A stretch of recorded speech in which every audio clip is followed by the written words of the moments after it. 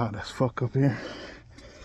But this, look, check this out. This is why I don't like using copper lines for condensation anymore.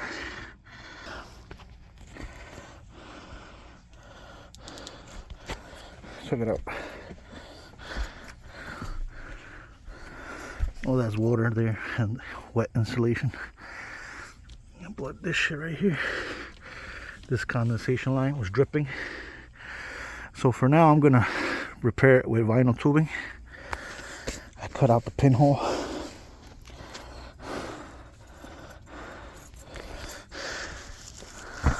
Where the hell did I put the cut pipe? Anyway,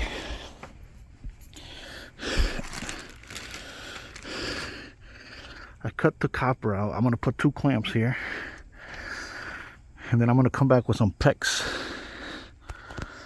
The PEX tubing is never gonna go bad, and very low chances of leaking. But for now, it's Saturday. I don't have the PEX. I'm just gonna repair it. The homeowner's gonna go away on vacation, so when he comes back, I'll run the new PEX, probably for 2 lines, just to get it over with. I'm trying to find a little copper piece. Let's see where it is.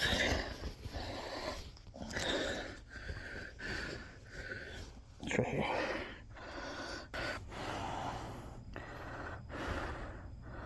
Right there.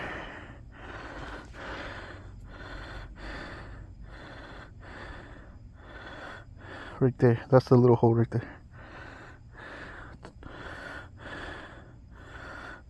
This one doesn't want to focus.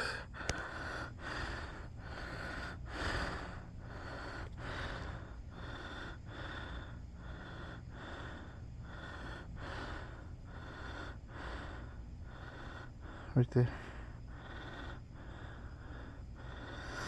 A tiny little hole causing all this damage. The ceiling is already getting warped.